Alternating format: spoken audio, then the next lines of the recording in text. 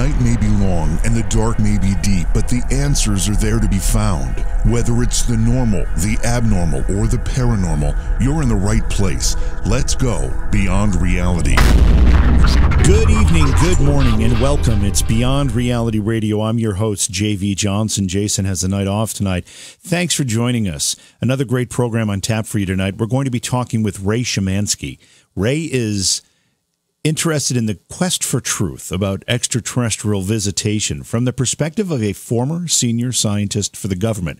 Ray spent many years working at the Wright-Patterson Air Force Base, a place that is reported to have a direct and frequent UFO and alien connection. In fact, the debris from the Roswell crash is said to have ended up at Wright-Patterson Air Force Base. Our guest, Ray Szymanski, knows the details of this. We're going to talk to him about that tonight. We will, of course, take your phone calls in the second part of the program at 844-687-7669 is our listener line. And we'd love to have your comments and questions as we continue the night. And again, that'll be in the second part of the show. We also have a bunch of great stuff coming up later in the week here. Tomorrow night, Dylan Avery, who is the director of a film called Loose Change. You've probably heard of that, related to the 9/11 attacks. And he's also got a film out called Black and Blue. And we're going to be discussing those films, plus CBD and his new documentary about that called Magic Molecule. That'll be a great discussion in the first hour of our program tomorrow night. And then in the second hour, Lee Austin will be with us to talk about flat earth theory. Now, I know we've spoken about that recently, and we don't like to, revisit too many topics too quickly here on the program. But Lee has been on the program a number of times, and he has a new concept, a new idea, and a new approach to this. So we'll have him on in the second part of the program to talk about that. And that is tomorrow night. Then Thursday, Lee Harris will be with us. Lee Harris is an energy healer, and he'll give practical guidance, inspiration, and a clear blueprint for growth and change, including how to invoke the help of our spirit guides and angels. That's something that we could all use now and then, right? I know I could.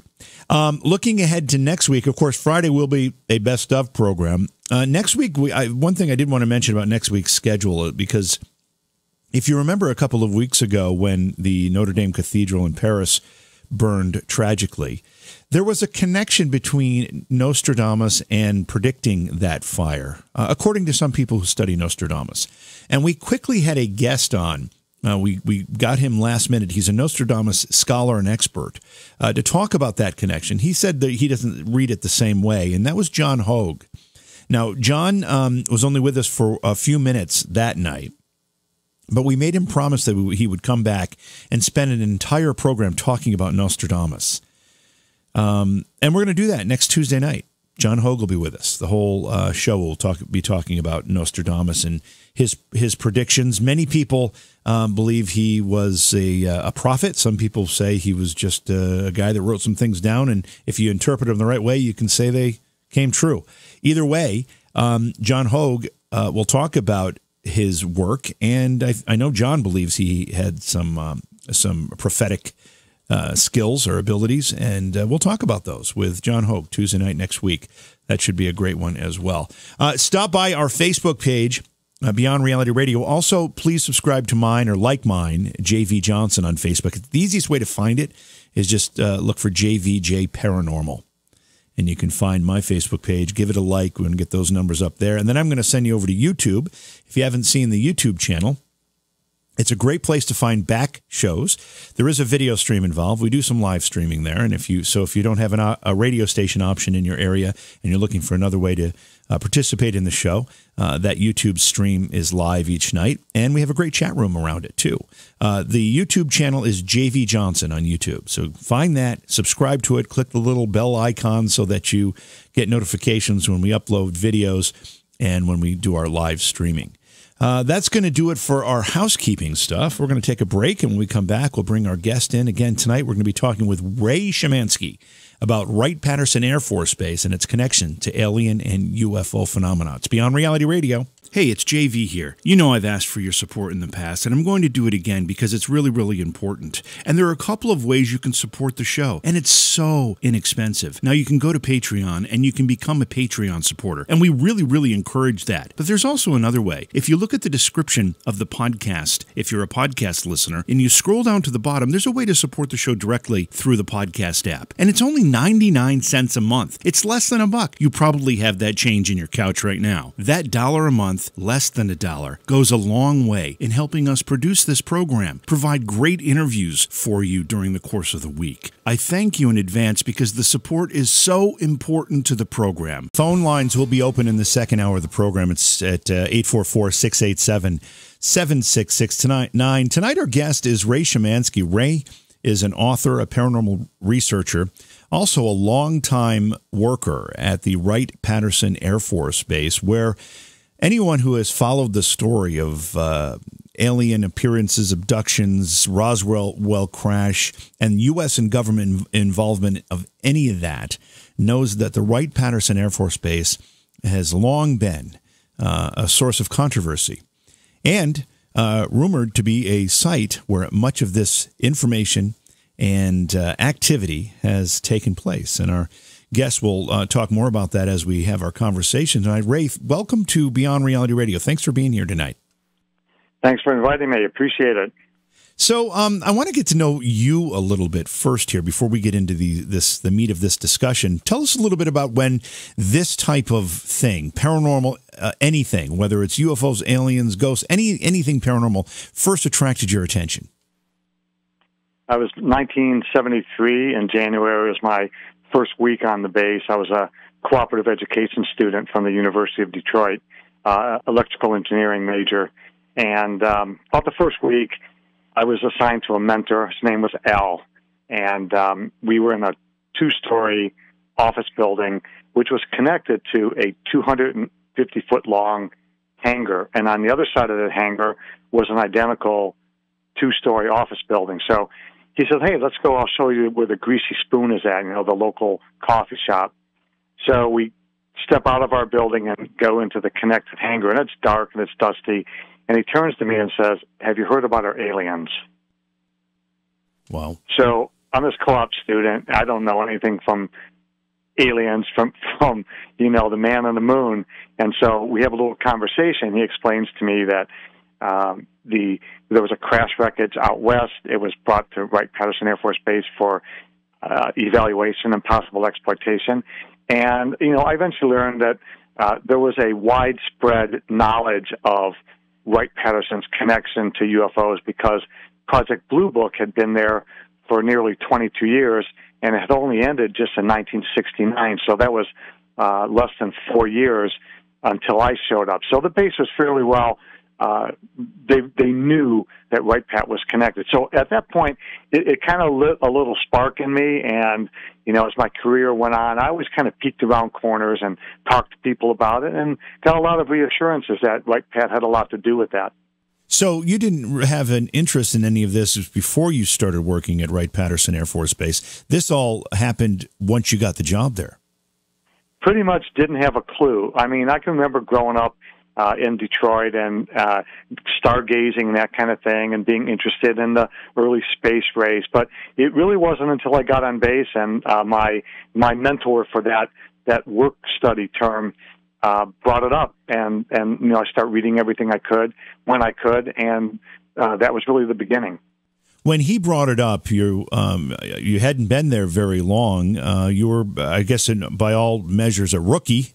What do you think his motivation was for talking to you about it so blatantly, if in fact it is such a well-guarded secret in so many circles? Well, I think he wasn't really giving me any kind of secret. I think it was, it was almost fraternity-like, perhaps. Mm-hmm. But I think the real meaning of it all was that there was a connection between Wright-Patterson and the UFOs and extraterrestrials, and people were best able to talk about it in terms of us having the aliens and the crash wreckage, and they were in the tunnels. And so it kind of is this sometimes often factology, sometimes mythology that grows within the community. And then you tell the next person because it's really something special. And, it's something that you can, like storytelling, like tribes, Sure. Ancient tribes. You're passing on the story to the next generation, saying, hey, this is a special place to work. We do special things here, and one of them just happens to be this UFO connection that Wright-Patterson has. When you got the job there, had you been aware of that connection prior? I know you didn't really have an interest in it, but did you have any awareness of it? Nothing, absolutely nothing. I was like, hey, a job, I'm going to get to pay for the rest of my education. I'm going to get some experience here. I had zero clue. Absolutely not. Now, you got to imagine, this is like, pre-internet days. We're talking ancient history here. So it would have required yet another trip to a library somewhere or, another source to try to find out information about Wright-Pat. And I just didn't do it. I was just busy getting my exams done and getting, ready to go off on this adventure. I'd really never been away from home, and I was going to be there with 3 other young engineering students. We're all going to share an apartment. So there was just so much administrivia to do. I didn't really bother to look up what Wright-Patterson was really all about. I just said, hey, a job for an electronics engineer? Sure, you're paying good money. I'm your guy. Well, you make a good point because we're so used to information just being thrown at us in so many directions through the digital age, whether it's social media or other digital information sources, that we're almost all aware of virtually, not necessarily everything, but certainly pieces of almost everything. Back prior to the internet and the digital age, unless you were specifically hunting for this kind of information, it probably wouldn't have made it in front of your face. It didn't show up necessarily in any mainstream media. So if you weren't looking for it, you didn't see it. Yeah, and by 1973, Project Blue Book had ended in '69. So if there was any kind of sensationalist coverage about Wright-Patterson, it had ended at least a couple of years before that. So, the fact that it was revealed to me, I think just kind of shows how widespread it was. And in fact, there was a thing called the U.S. Air Force UFO identification chart, and it's basically us laughing at the Air Force's explanation that it's a weather balloon. And this chart has all these different airborne objects. It's got, the Starship Enterprise and a Klingon battleship and a classic saucer-shaped UFO and a weather balloon. And each of these objects on the Air Force identification chart, underneath it says weather balloon. and so that was very widespread back then. And today, they've actually upped the ante because they now print T-shirts with that same Air Force UFO identification chart on it. That's so hilarious. The connection between Wright-Pat and UFOs didn't die in 1969 when Project Blue Book ended. It still continues to this day. Yeah, it absolutely does. When your mentor was first telling you this, saying, hey, did you hear about our aliens? Did you think he was joking? Well, Al didn't strike me as a jokester kind of guy. He struck me as an intellectual kind of guy. And in fact, he proved that out because he actually spent a good portion of his career as a member of the senior executive service. So for the listeners, if you look at the general service scale that they had for engineers and executives, you could go up to a GS-15. But if you were approved by Congress, you could go up one more level, and that would make you the equivalent of a flag officer, like a U.S. Army or Air Force general or a Navy admiral. So that is, your general officer level. He actually went on to earn an SCS ranking. So he wound up being at the general officer level. So this just was not some, fly-by-night mid-level engineer. He was quite accomplished in his career.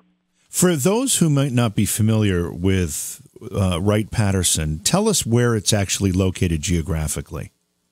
Okay.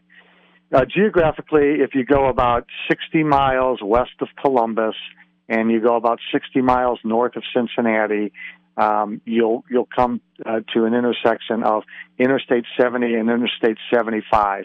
And Wright-Patterson Air Force Base is located on a 45-degree angle to the southeast, about 15 miles from there. So it basically borders places like Huber Heights, Fairborn, Ohio. Well, see, we talk about this stuff, and we mysteriously lose our guest. This is not the first time this has happened to us, right? Anybody who listens to this program is aware that whenever we start talking about something that there is a bit of a government cover-up involved, at least one that we suspect or maybe are curious about, we end up losing our guest. Are you with us, Ray? All right, we're going to need to have Slick get Ray back on the phone. So we're talking with Ray Szymanski. Ray is was a long-time employee at Wright-Patterson Air Force Base, a U.S. government facility, an Air Force facility that has a long-standing, at least rumored, connection with alien activity and alien evidence. And in fact, some people suggest they're reverse engineering alien technology at Wright-Patterson Air Force Base, among many, many other things. The original Roswell crash debris was reported to have gone to Wright-Patterson Air Force Base, and it's reported to still be there. So when we get our guest back on the line, Ray Szymanski, we're going to talk a little bit more about that. Ray has a couple books out. One is called 50 Shades of Greys. You know, the aliens, Greys. A nice play on words. The second one is 50 Shades of Greys, Victoria's Secret Truths. And both of those books are available on Amazon, and you should check out Ray's website as well. Just Google Ray Szymanski. It's SZYMANSKI. What we're going to do here is, I think we've got Ray back, but we need to go to break, so we're going to take the break. When we come back, I want to talk a little bit about the history of Wright-Patterson Air Force Base. How long has it been in existence? What's its military mission supposed to be? All those kind of things. You know, the questions that anybody might have if they didn't realize there's an alien connection. And again, we will be taking your phone calls at 844-687-7669 in the second hour of the program. It's Beyond Reality Radio. Please support the program. Go to patreon.com/Johhaw. That's JOHAW. Let's, first of all, we lost you there, and it's very, very curious to me. And I know that you're on a cell phone, so, you know, the connection can get a little bit unreliable at times. But it seems like anytime we talk about this particular topic and we talk about government involvement and cover-up, we always have some kind of problem, whether it's internet going out or phones being disconnected. I mean, you've been at this a long time. Have you seen or experienced any of that phenomena that you might be a little suspicious of? Oh, definitely. I had a internet problem when I was going to upload my first book, because it's self-published, and I had to upload it so that they could process it on their end up at CreateSpace. And the internet connection kept failing. It wasn't that large of a book, 250 pages, about 100 photos, and it just kept failing. And so I had the AT&T guy come out, through which I had the service, and he said, "You're only 10 feet from your router," and he's saying, "The signal's strong. There's 5 bars on your computer showing that you're connected." He goes, "I cannot figure out why you keep getting the disconnect." And I said, "Well, you're the expert, you know." Yeah. So now I'm really worried. I had him out 3 different times, and it was so frustrating because I'm trying to upload this book, and I'm going to just use the word coincidentally to be kind. Coincidentally, it took me a couple of days to finally get it accomplished because it just kept cutting out. And I've experienced some suspicious other kind of communications. I would call it denial of service attacks. So I have some evidence, but I'm not sure I really have the proof. Well, these coincidences seem to be awfully common whenever you circle around these topics. Let's talk a little bit more about the Air Force Base itself. What's the history of the base? How long has it been there, and what is the official mission of that particular Air Force Base? Well, there are probably at any one time 20 to 30,000 people assigned to the base. Wow! So it's massive. It has over 600 buildings. It has 8,000 acres. There's actually two areas. There's an active landing strip operational area called Area A, and then there's Area B, which is the more businessy end of it. Air Force Research Lab headquarters is stationed there, and it has several, I think about maybe 2,000 employees, so it forms a big part. So you have the Air Force Research Labs is in Area B, and so most of the major research and development that occurs for the U.S. Air Force is centered there. And then you have other tenants. You have the Air Force Institute of Technology, and that's where people go to get graduate degrees, master's degrees, and things that are related to, aeronautical engineering. You can get PhDs there. There's the Air Force Life Cycle Management Center. There's Air Force Materiel Command. And so you have the people that basically look at the requirements that the Air Force has for a new weapon system, a platform, say, the next F-15 or the next F-22 or the next, Joint Strike Fighter. And they put all of those requirements together. And they basically raise an airplane and, get it put on the runway and actively defending this country, from A to Z at Wright-Patterson. So it's a huge mission. And the split is generally about 15,000 civilians and anywhere between 10 and 15,000 military basically assigned to the base. And I assume it's been there a while. I believe that there was originally a place called McCook Field, which was downtown, and then there was Wright Field, and then there was Patterson Field. McCook eventually closed, and then about 1917, I believe, is when I believe Wright Field was actually founded. And I know for a fact that the Materials Directorate, which is now part of Air Force Research Labs, was founded there in 1917, and that's a good backstory for something we can talk about later when we talk about recovered metals and stuff. And I believe the two bases, the Wright Field and Patterson Field, were actually joined under the Wright-Patterson name in about 1948. So roughly about 1917 for the first part of the actual Wright-Patterson was put into operation. Do you have any suspicion that the base itself was constructed specifically with the idea in mind that extraterrestrial UFO activity was going to be studied there? Well, it was constructed 30 years before anyone really heard about it. 1947 is when, before we heard about it. Roswell crash material was brought there. And there's no doubt that the material was brought there because two of the key witnesses who handled the material went on legal record and said that whatever was recovered there went to Wright-Patterson. And that's, of course, before we heard of any of this UFO activity. I would suspect that if the federal government or the military knew of it before we did, they certainly weren't going to tell us. Yeah, but I think 1947, if you look at the historical records, you go back, that's pretty much when the thing reared its ugly head. But if you think about it, the Materials Directorate was founded in 1917. So by 1947, they had been working with materials that fly in the air for 30 years. So right.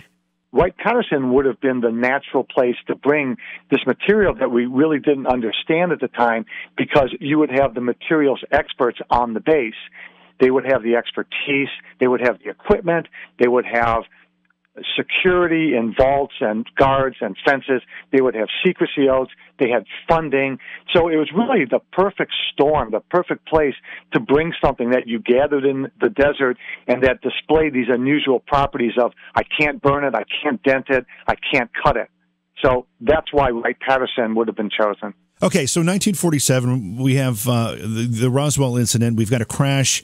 We've got various and conflicting reports of what happened there.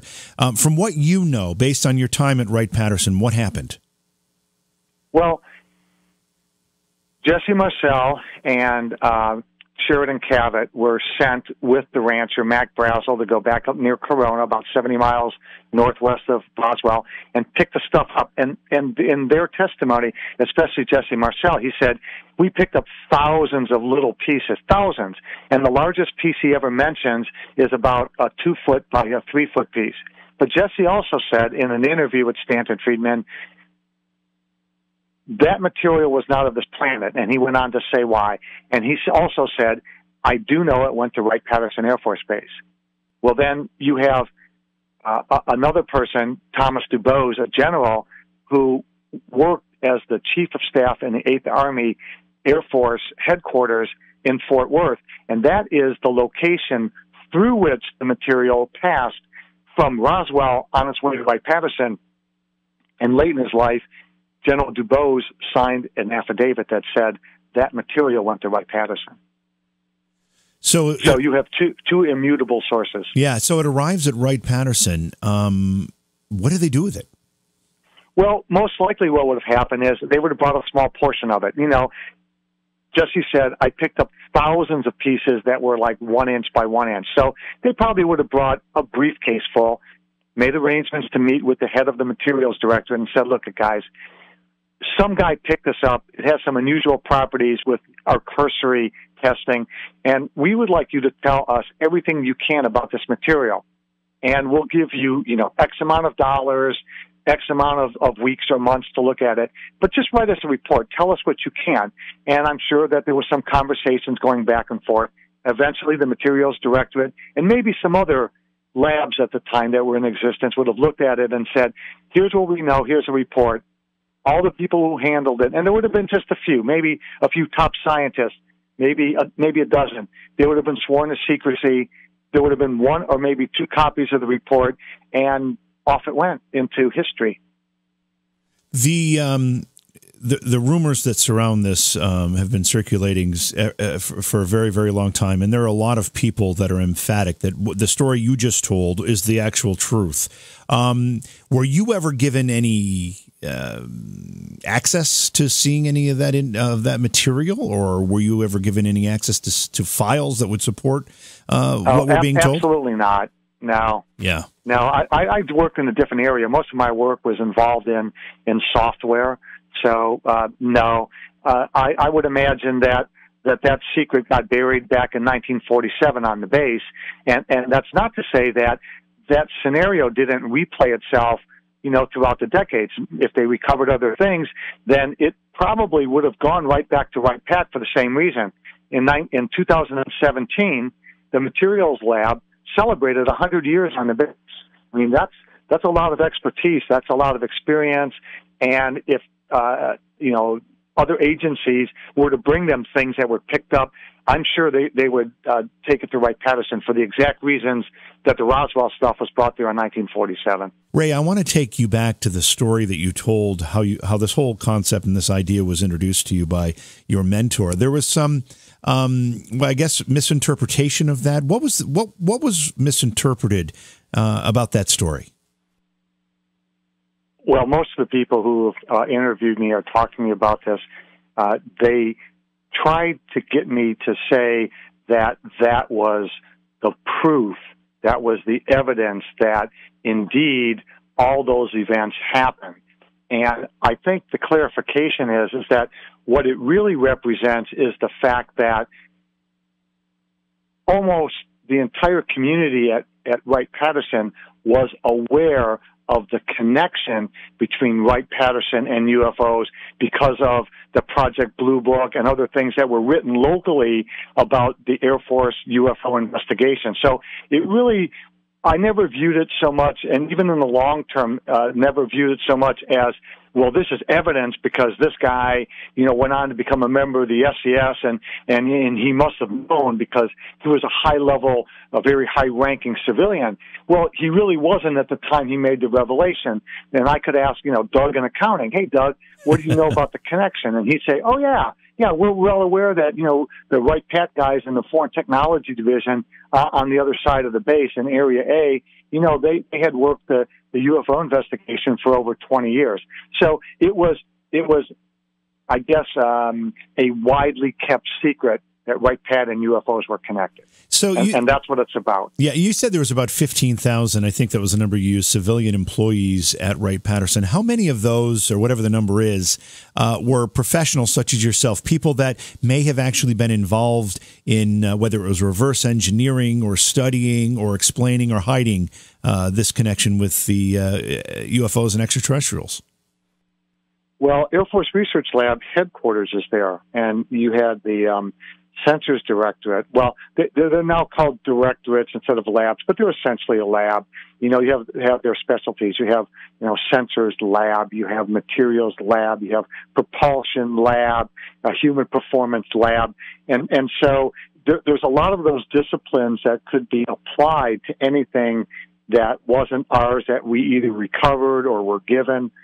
So, the hardcore people, who actually looked at that initially, could have numbered in the dozens. But as years go by, as other things are brought in, think about it. The Foreign Technology Division is there, and their job is to get things like MiG fighters. And they have a MiG fighter sitting out in front of their building that they bought from some country. Well, you bet that thing was taken apart and examined and evaluated for its capabilities.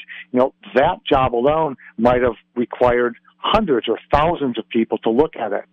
So I think it's indeterminate how many people would look at, let's say, recovered metals or some recovered object, like maybe an integrated circuit or something. Tens, maybe hundreds, through the years. I'm not really sure I can put a finger on it. But the fact is that you have everything you need to do that kind of a job at Wright-Pat. Yeah. And what about, and we only have a couple minutes here before our top of the hour break, but what about actual storage facilities in space? How much space is available to, say, hide alien spacecraft or debris from a crash? Well, you think about it, it was described as being thousands of 1-inch square parts, so you don't need much, a couple of boxes. Right.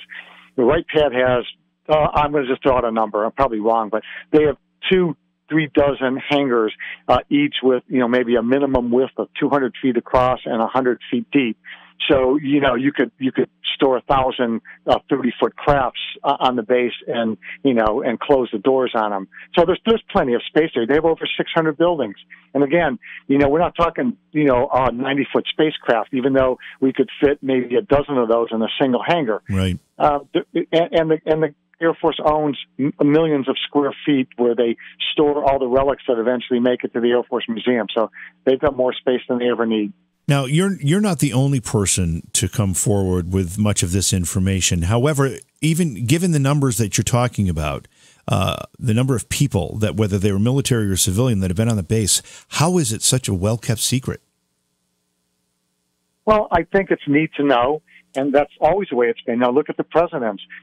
Carter, Reagan, Clinton, all those guys wanted to be briefed on the UFO thing, and they weren't. Simply because they didn't have need to know. So it's the same thing, and compartmentalization.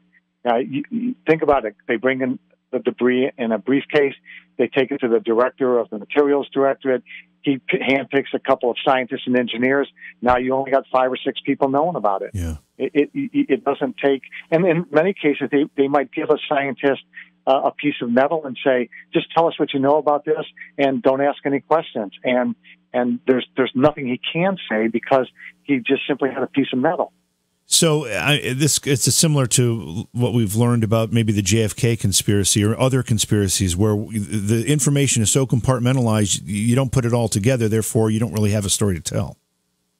Yes, and then, you swear the 1 or 2 guys that ran the machine, like maybe an EDX machine or, they're looking at the elemental composition of the metal, or they're looking at the isotopic ratios of the metal, and they just run it in the machine, and 5 minutes later, well, today, I'm not sure in 1947, but today, in a couple of minutes, they've got that information, and, they sign off on it, and away it goes, and they're sworn to secrecy. So it's really pretty easy to do. Yeah. All right. Well, we've got a lot more to talk about with our guest tonight, Ray Szymanski. Check out his website. Check out his books, 50 Shades of Greys. That's Greys, Greys as in the alien race.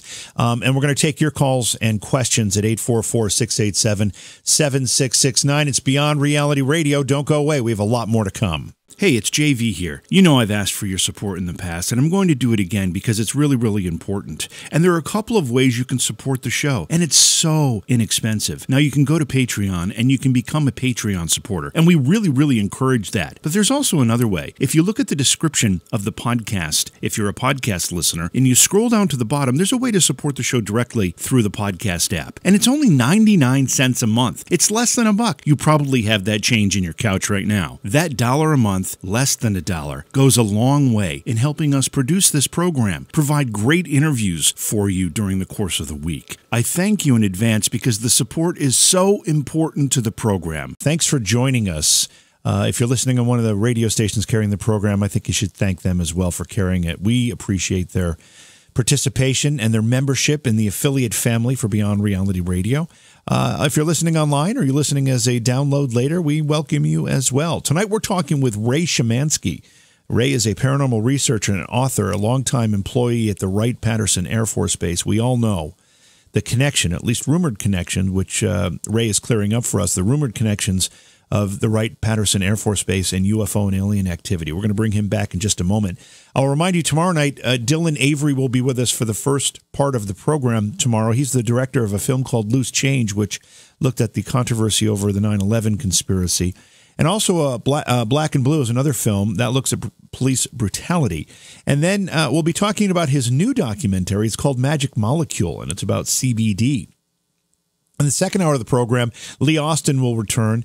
He has been on the show a few times. He's got a new idea surrounding flat earth theory that he wanted to present to us, so he'll be with us for a little while tomorrow night in the second half of the show. Thursday, Lee Harris will be with us to talk about his work as an energy healer. He'll also give practical guidance, inspiration, and a clear blueprint for growth and change, including how to invoke the help of our spirit guides and angels. So you can see we've got a lot of great shows coming up. I want to bring our guest, Ray Szymanski, back into the show now. Ray, I mentioned, and you have mentioned, the words reverse engineering several times. Were you personally ever involved in doing any of this reverse engineering work, whether it was with alien technology or human technology? Yeah, it was clearly human technology.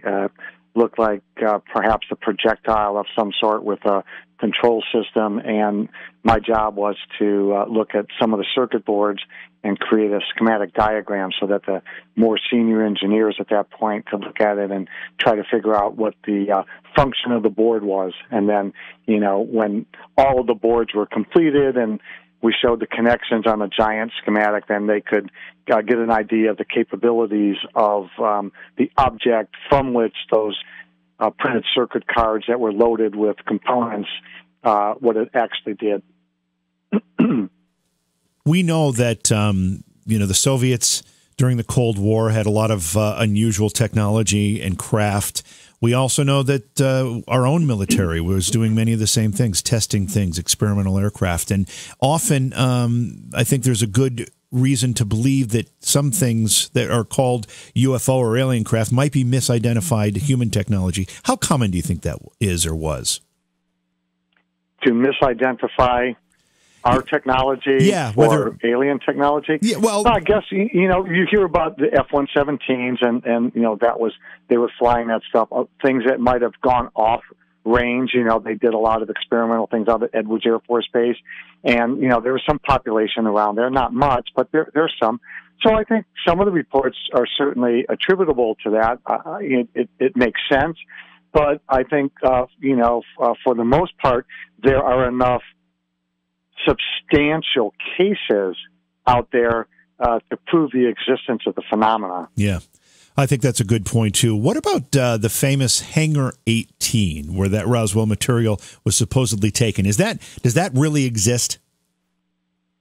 My theory is that there was probably some writer who had to put an article on Wright-Patterson together, and he wanted to create something that the reading public could hang on to, a point of reference.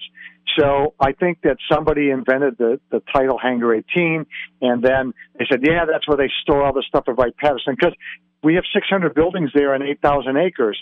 They're going to go, oh, it's all scattered on the base. No, so let me give you a solid object. Now, that being said, I actually went on a hunt for, if there was a Hangar 18, what building would it be? And I've narrowed it down to, a handful, a good half a dozen buildings that I think were in the right place at the right time, had the right people working in there, were close enough to the active flight line into which, they used to fly the B-29 bomber that was loaded with the material in. So, if there is a Hangar 18, I think it's probably an Area B. But that said, we don't really need a Hangar 18 to make the phenomena true because, again, Jesse Marcel said, I picked up thousands of 1-inch square pieces in the desert.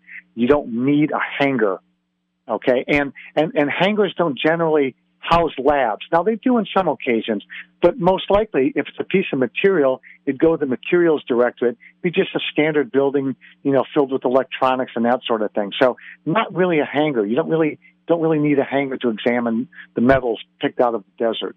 Well, a lot of what we keep going back to is the Roswell crash, but I know as well that others have contended that Wright-Patterson has actually living alien creatures in it, in addition to full-size alien craft. Do you know anything about any of that, and do you suspect that might be true? Well, I've heard the rumors of that, but I've also heard many other rumors that weren't Wright-Pat, but were UFO stuff. But again, if we go back to the basics and you say, why Wright-Patterson? Why would they do that? Well, you have the expertise. You have Air Force Research Lab headquarters, meaning you've got tons of technical expertise. If you don't own that, you can always rent time by a professor who's got a certain level of expertise in some subject. You have the security, you have secrecy oaths, you have funding, you have contracting. So you have everything you could possibly want. Bring it in the middle of the night. There's not many people out there except for security police, and they're probably tipped off.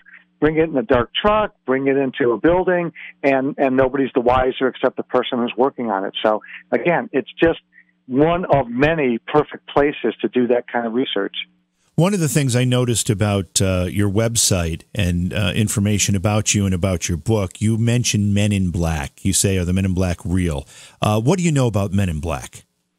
Well, I actually had an encounter with a gentleman who was standing outside a building, and we already mentioned that before, the Foreign Technology Building, which is now the National Air and Space Intelligence Center, I think, NASIC. And he was standing out there, and he was dressed in a dark suit. This is like late May, so it's super hot, super humid in Dayton that time of year. And he's sitting in the shadow of a tree, looking at a smartphone, and he's got the black hat on and the dark suit. And I was playing a golf course at the time, and it just struck me. Bam! Hit me like a ton of bricks. So I went over and actually talked to the guy. Actually, I talked to him twice. Point blank asked him if he was, I knew which building he worked in, and asked him if he was, a man in black, and kind of in a casual, humorous sort of way. But I was kind of in a semi-panic at that point. And he of course, he denied it. And then I checked with somebody who had actually worked in that building and said that they knew the individual and claimed that they were just a, normal analyst. But then again, when I quizzed my friend and said, well, do you know everything that guy does? And he said, well, frankly, I don't. And I said, so there is a possibility that he could indeed be a man in black. And he looked at me, he goes, yeah, quite possibly. Because, again, you've got this compartmentalization, and many times you don't know what the guy next door is doing. So who knows if the guy isn't employed in that capacity at some time during the day, week, or month. And that brings me to black helicopters. If they're going to be anywhere, they're going to be at Wright-Pat, right? Have you seen anything like that? These mysterious or mythical black helicopters that show up? I've seen them, but not at Wright-Pat. Oh, really? Yes. Really? Have you seen? And I cannot tell you where, but okay. I have seen unmarked helicopters. In fact, I probably saw a cluster of 5 or 6. Can you tell? They were clearly unmarked. Can you tell us if were they coming looking for you, or did you just happen to observe it? No, I think they were just returning to home base. I see. Your book talks about all of this, of course. When you say that you're out to look for the truth, you're on a quest for the truth about UFOs and ETs. I mean, you've got access to information that many don't, or you've been able to observe things that many people haven't. Do you think we're going to get to a point where there's going to be some kind of reveal on all this? One, I'm not sure we're ready for it. Two, there's been some interesting things. I think just today or yesterday there was some revelation that the I-Team has now got a paper trail showing that the government actually released the Tic Tac and the gimbal and some other video, that's really been splashed across the front pages, in all the TV shows. So it appears as if somebody is letting that go. The reason why they're doing it, I'm not sure, is a full disclosure. It could just be that, they're saying, forget everything we told you before, but we're just talking present day. We're recognizing now that there's some anomalous things in our airspace, and we want to make sure that, our military pilots and our commercial pilots are reporting this because we're now concerned that it's happening more often. So is this really a disclosure? No, because it really doesn't discuss all the things in the past, like crash recoveries. It's just saying, we're noticing some objects in the sky, and I wouldn't be surprised if, the other shoe's going to fall and it's going to be another one of those planet Venus, dancing stars, ice crystals in the sky kind of explanations. Yeah. So I'm not holding my breath. Yeah, those explanations are very, very common and very frequent and almost laughable at times. What's the website for people to go to find out more information about your work, and where can they find the books? The books are available on Amazon. The best thing to do is type in 3 keywords, 50, Shades, and UFO. And they'll find my books on Amazon. They'll find recordings of other interviews and some other things like that. And they can look up Ray Szymanski on a Wix site. I have a pretty humble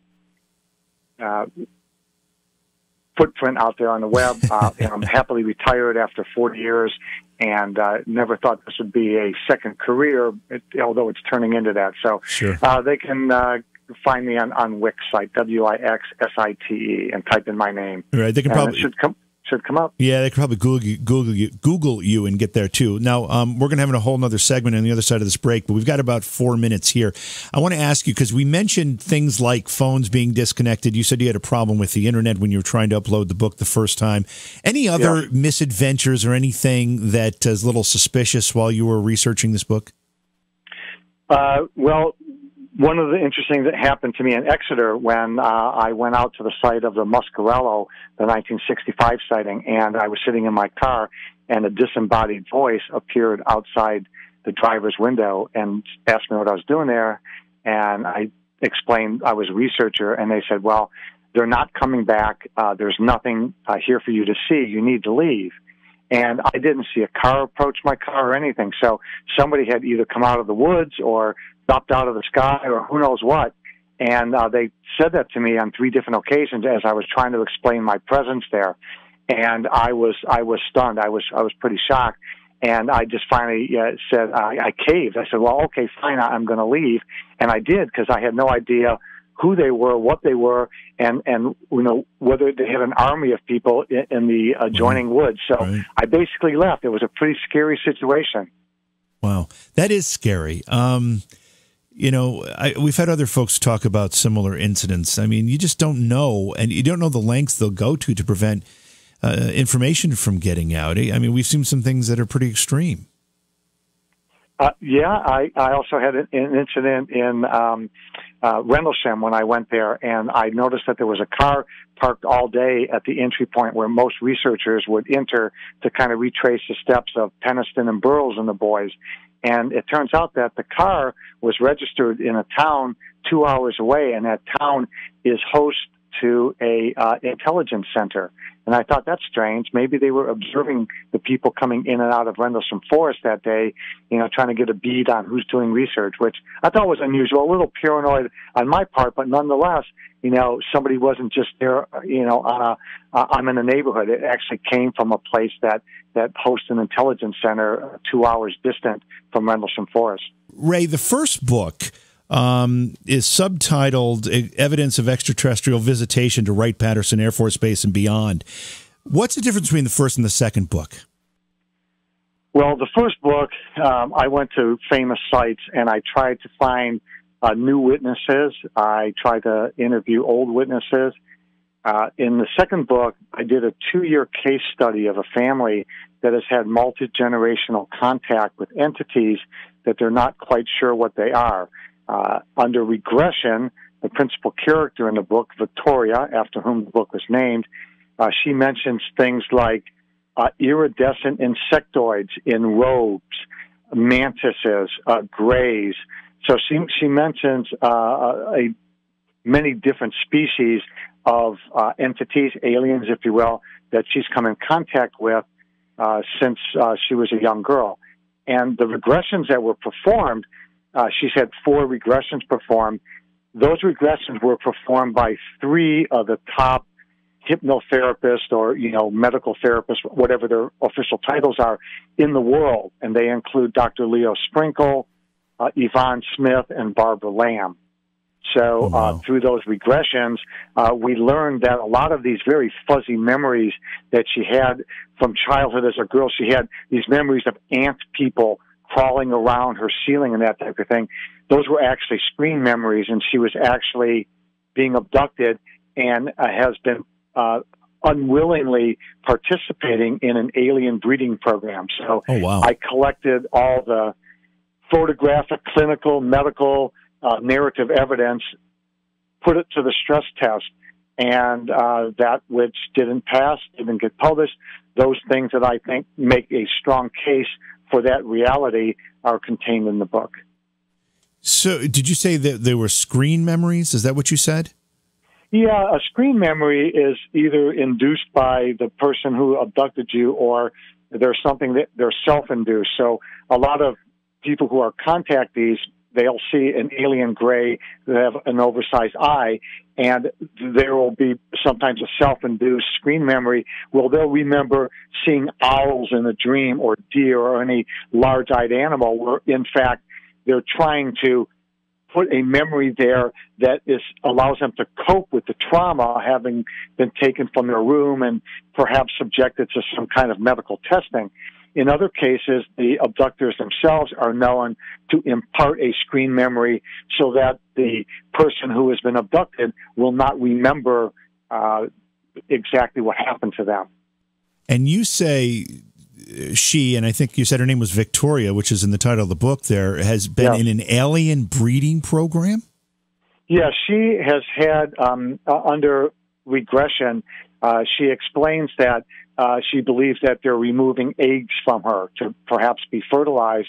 And in other cases, she talks about something being placed inside of her. And if you read about, if you do abduction research, you read the classic books like Dr. Jacobs, Yvonne Smith, Barbara Lamb, Dr. Sprinkle, you'll discover that the theory is that when the women believe something's put inside of them, it's a developing fetus, and they'll gestate it for 30 to 60 days, and then it is a very critical stage in the fetus development, and then it'll be removed. And this will account for a lot of what people think were false pregnancies, when really they weren't pregnant, but they had actually hosted a fetus for some time, and it caused a hormonal change in the body, and it gets detected, and then suddenly they're, quote, no longer pregnant. So this type of thing is a result of females being involved in an alien breeding program. Now, you chronicle this in your second book, and you chronicle this particular case. How common do you think this is? I don't know. The people who really know the answer to that are some of the names I mentioned before, Dr. David Jacobs, Yvonne Smith, Barbara Lamb, Dr. Sprinkle, because they have regressed thousands of contactees. I think probably the best book on the entire phenomena was a book put out, years ago by Dr. Jacobs. It's called The Threat. And therein, he uses the testimony of hundreds of his patients to describe what's going on. And he took all the familiarities between their cases and was able to make some pretty interesting points about what the agenda is and how it happens and that type of thing. It's a fantastic, insightful book, but I use that as a reference to bounce what Victoria was telling me about her own situation, and I could see that a lot of what she was telling me was included in the book and other books. But when I quizzed her, she said, "No, I really never read any of those books, so I would be a copycat." And clearly, she didn't fake 3 world-class therapists into believing her story. So I think it's got a very good foundation. Do you have a sense, and maybe you don't know the answer to this, or maybe she didn't even know the answer to this, but are those fetuses human fetuses or are they alien fetuses?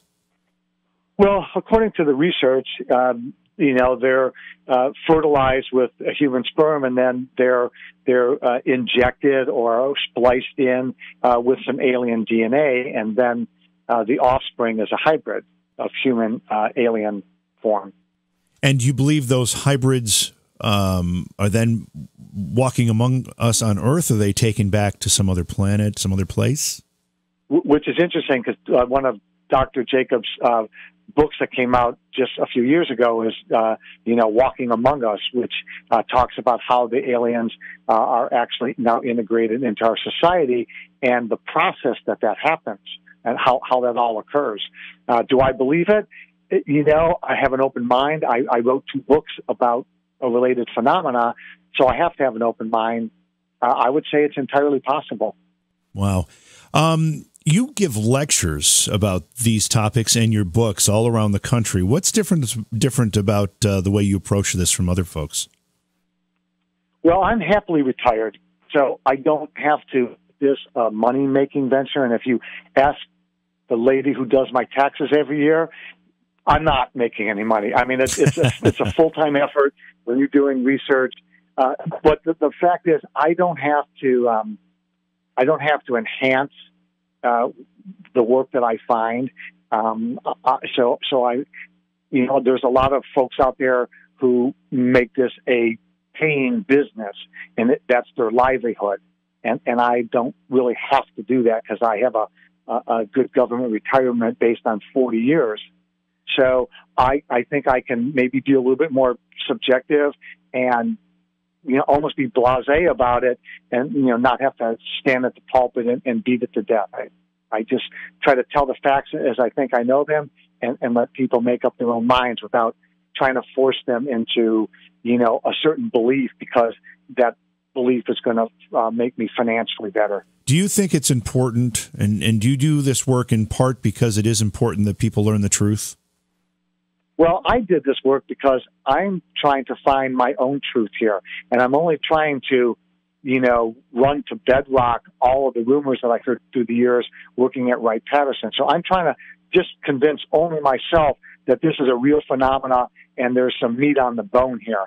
And if other people, it changes their ideas about it and it makes them more interested and they read about it more, then more power to them. I just think it's an interesting story, it's educational, and it's my story, so I just thought other people might want to hear about it. And the 50 Shades of Grays is planned to be a trilogy. There's 2 books out now. What's the third one going to be about, and when will it be out?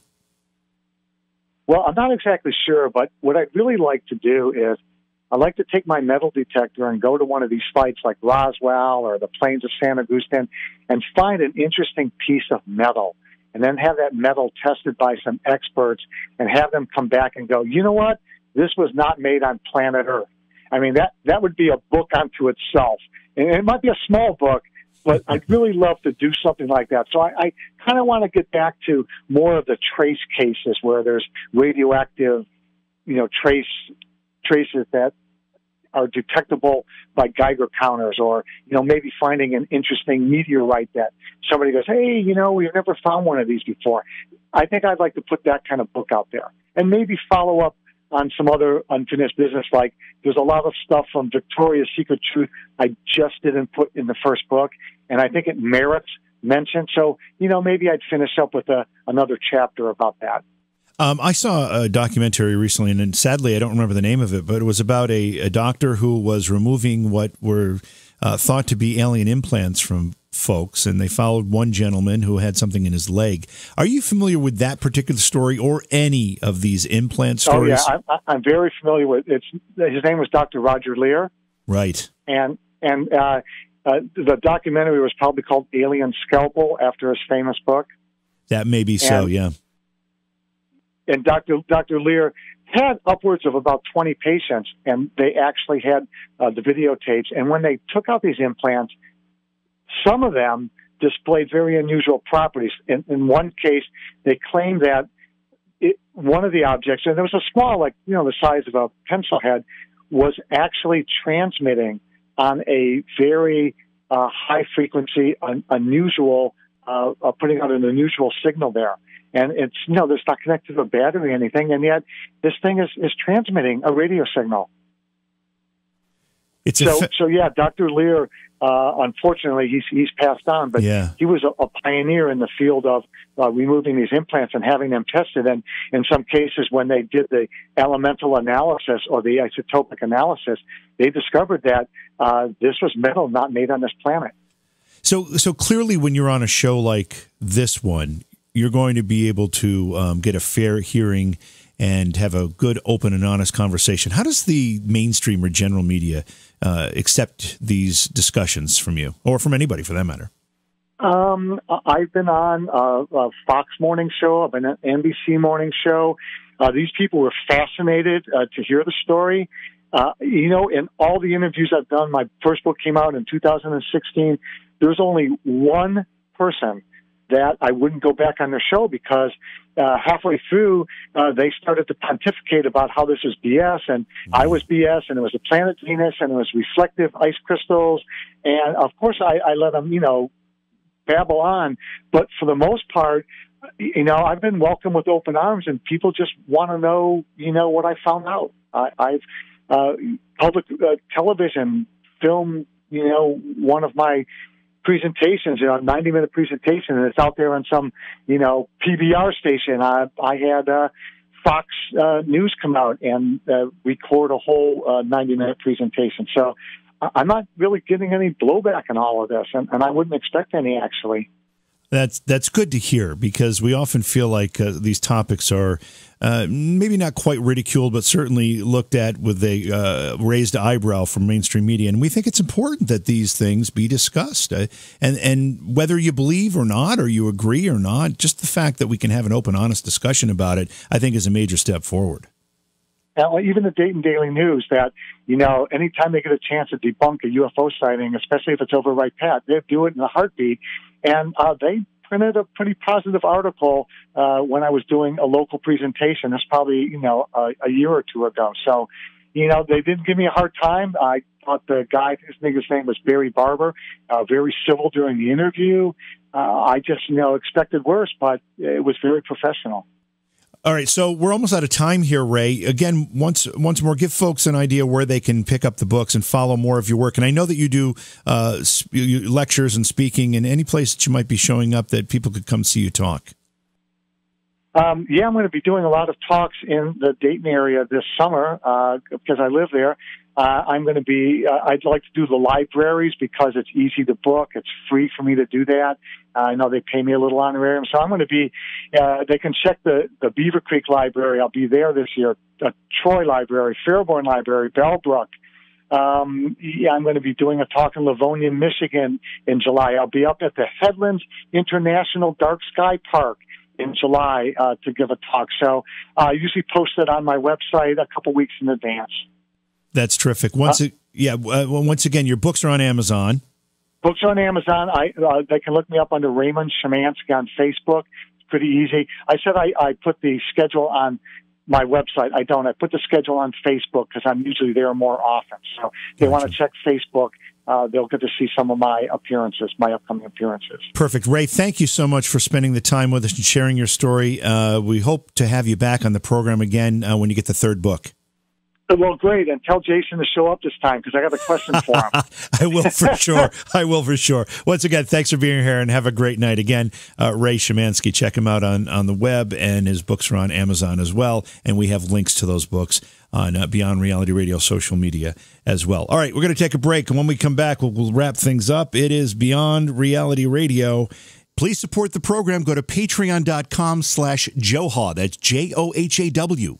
All right, so one of the great things about doing this show is that we've got a terrific audience, and we had a caller remind us that we had Gordon Lora on the program not too long ago, and Gordon also an alien abductee and an experiencer and had an implant. An alien implant. I don't remember the details of that conversation because it's been a little bit of a time ago, but I do remember having it, and thank you for the reminder. Tomorrow night, we've got a couple of guests for you. We're going to split the show in two. Dylan Avery will be in the first part of the program to talk about his documentaries about 9/11, about police brutality, and the new documentary called Magic Molecule about CBD. And then Lee Austin will return to talk a little bit about flat earth theory. He's got some new ideas there he wanted to present. So a lot of great stuff coming up on the program. As I said before, John Hogue, the Nostradamus scholar and expert, will be with us next Tuesday night, so a week from tonight. I'm anxious to have that discussion about Nostradamus. We've got a lot of people that are interested in it, so it should be a good one. And in addition to that, please stop by all our social media sites at Beyond Reality Radio and mine as well. YouTube, JV Johnson, Facebook, JV Johnson, or on Facebook, you can also find it by searching JVJ Paranormal. So that's going to about do it for tonight. I, again, appreciate you all being here. Appreciate Ray Szymanski being a great guest. We're going to have him back when his third book in the trilogy comes out. In the meantime, you can find 50 Shades of Grays and its follow-up on Amazon, or you can click on the links that are right in our descriptions of our social media and our other posts. And then the final thing, I want you to go to Scaricon.com, check out what's going to be happening in Framingham, Massachusetts, June 7th through the 9th. It is going to be a fantastic event with a couple thousand people who all love the same things you do. Scaricon.com. Join us for that great weekend. That's going to do it for tonight. We'll see you tomorrow night. I'm JV Johnson. Thanks for being here. Beyond Reality Paranormal is hosted by J.V. Johnson and produced by Orion Palmer and Slick Eddie Edwards. Like us on Facebook and subscribe to our YouTube channel. Please consider supporting the program either through your podcast platform, click on the link in the description, or on Patreon at Johhaw Productions. If you'd like to be a guest on Beyond Reality Paranormal, or you have a recommendation for a guest, contact our producer, Slick Eddie Edwards. Eddie is spelled with a Y at slickeddieedwards@gmail.com.